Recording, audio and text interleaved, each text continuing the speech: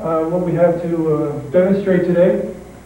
My name is Sam Azar. I'm with the Atomic Energy Corporation. It's a company that I started on an idea that I developed about 1.5 years ago, sometime in the early part of 2002. It's an idea that its purpose is to generate electricity using electricity, and the fuel source itself will be water itself. It'll be a very refined source of water, and it'll actually be it's called heavy water. It's not something you can find just out of your tap or your sink.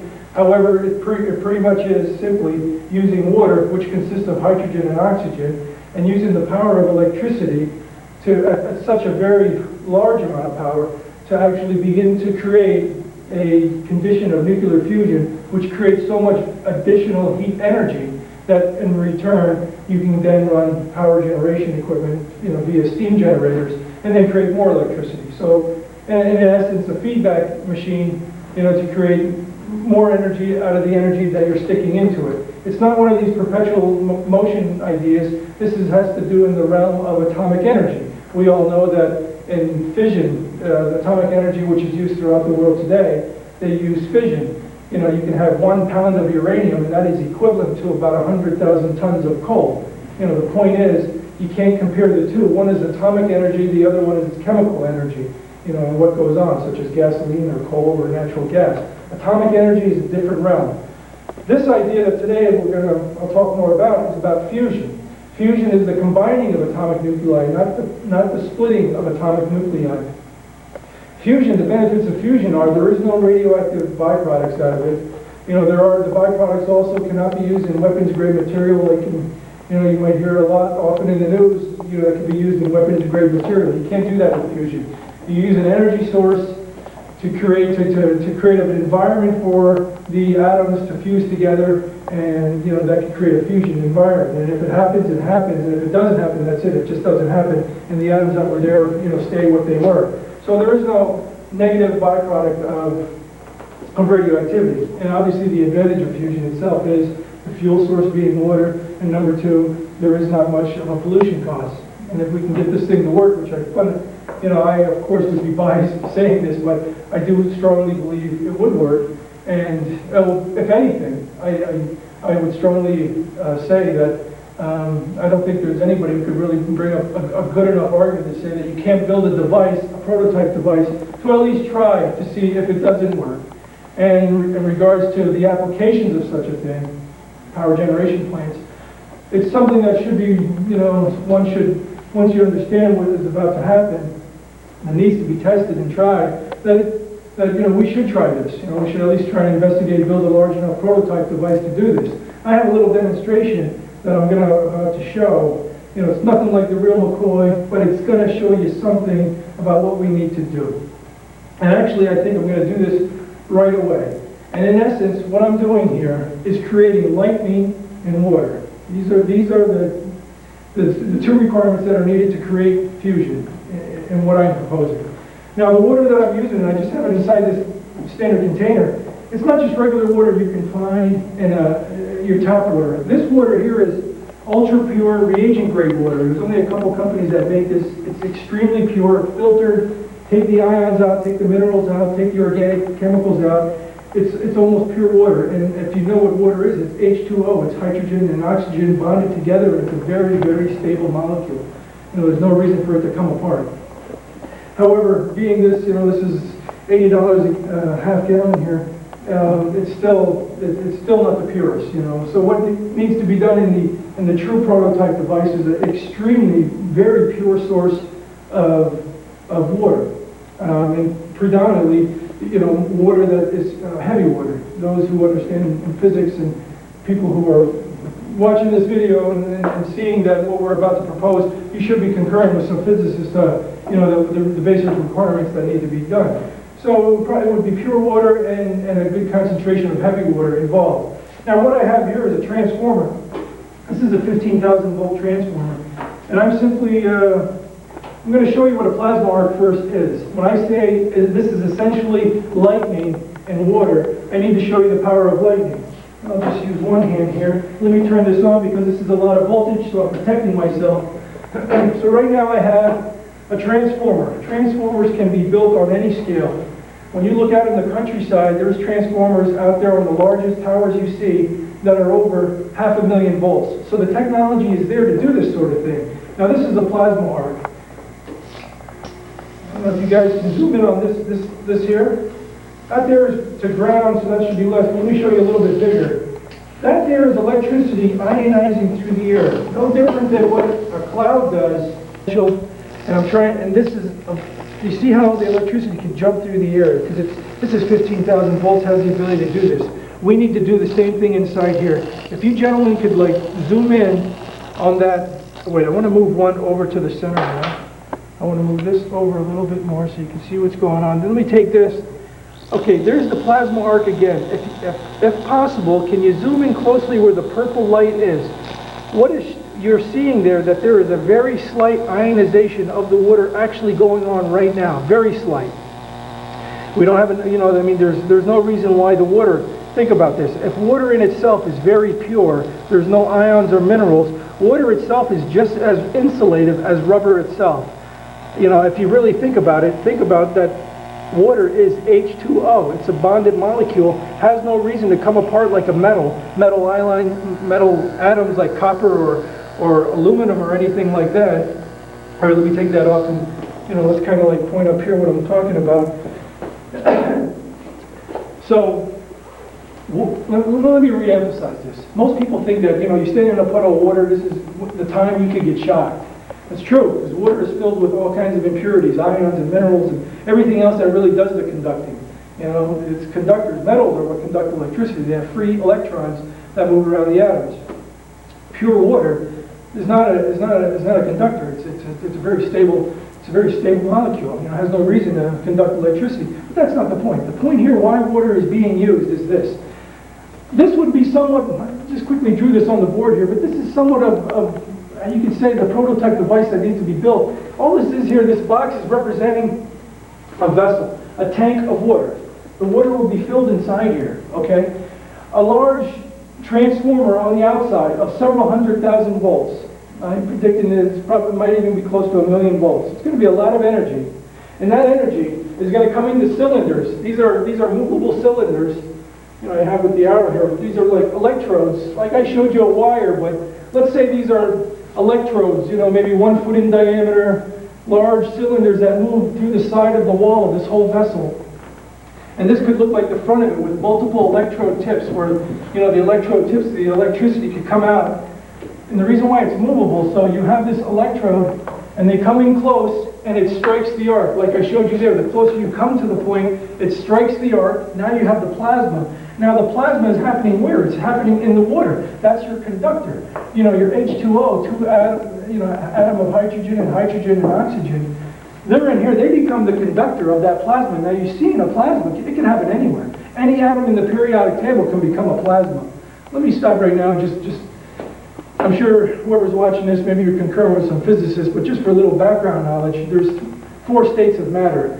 Any atom, any molecule or any atom, if you cool it far enough, it'll become a solid. You heat it up a little, it'll become a liquid. It starts moving around a little bit. You heat it up even further, it becomes a gas and separates. You give more energy into it, you begin to strip the electrons off of the proton itself. That's an ionization state, that is the plasma state, that is a high energy state. That is a state where a lot of light comes off. When lightning blasts through the sky, that ionization, whenever you have an ionization where electrons are separated from the protons themselves, a lot of radiation comes off. Radiation in the form of heat, of light, or the electrons themselves. The TV that you watch at home, that is actually a beam of electrons that have been ionized, in the back. There's many examples of a plasma. But the point being in here is that the plasma being generated is generated inside a pure source of water, a very pure source of water. And that plasma source needs to be so strong. Now this thing needs to be being pulled back. And as it's being pulled back, the energy is being increased because the further the distance, the greater the voltage you need to apply to this thing to keep the plasma state going. Now why multiple? I call these plasma channels. Multiple channels created by the architecture of the electrode face itself. An architecture that that can be worked out during the development stage. But multiple channels. Why? Because a plasma arc is very hot. I mean, I wanted to just prove this point real quick. Let me just show you, just for, again, demonstrative purposes again. I mean, if I had the plasma arc, and just to show you gentlemen, very quick, you should just understand that a plasma arc is a very hot, source of energy. I think you gentlemen see a plasma arc is energy. It's heat. Did you guys get that? Okay, let me do this again. A plasma is a very intense source of energy, of heat. Did you catch this? You guys, it's not just light. A plasma beam is a very high source of all kinds of radiation. I mean, it could be a misleading word. Most people think that radiation is, the type that causes cancerous effects. Radiation truly means anything in the electromagnetic spectrum, such as light or heat. It's considered electromagnetic radiation. But the point I'm trying to say is that a plasma beam creates an intense amount of heat. So this design, we're using plasma channels, separated channels, so the electrons face themselves have the ability to stay cool themselves. But this is the point. When this thing becomes separated and the plasma channels that we begin to generate, now you have multiple channels. Now things begin to happen when you have a very large electrostatic field. One thing's going to happen. With a sufficient enough high voltage, which is what we need to do, one requirement is every electron on the atoms themselves need to be stripped off. Total ionization. Okay? So when one is positive and one is negative, all the electrons that are within this plasma region go one way and all the protons go one way. That is obviously one requirement. But the second requirement is, under a very strong electromagnetic field, or polarity, that this is what we require. The hydrogens that are in here, which are considered positive because their electrons off, when you balance an atom with its electron, it becomes neutral. But when you strip it, you ionize it, you take off the electron, now you have a free proton, you call it a hydrogen, has a plus charge. And it's going to want to accelerate by Coulomb's law, it's going to want to accelerate that way. Almost like a magnet. A stronger magnet you have, and you have a magnetic component there, it will be attracted to it. Same thing in electricity. I mean, you might have seen some examples of static electricity. When there's a large voltage potential there, an ionized or charged particle will be attracted to that. So the point being, the second requirement needed is such a large enough electrical field generated here that these begin to move very strong under this electrostatic potential. Now this is what's created. When a charge moves, a magnetic field is created. That's why you can have electricity go through a wire, and you can have a meter, this is a piece of chalk, but you can have an inductive meter and come close to the wire and you can pick up the field. Because whenever electricity moves, which is charges in motion, a magnetic field is created. And this is the key principle here. This is one of the fundamental, how would you say, methods of fusion that need to take place because of this. When a large electrostatic potential, when you have protons moving in one direction, the magnetic fields all couple, they align, they begin to pinch themselves, they begin to attract themselves. Electrons now that will go the other way,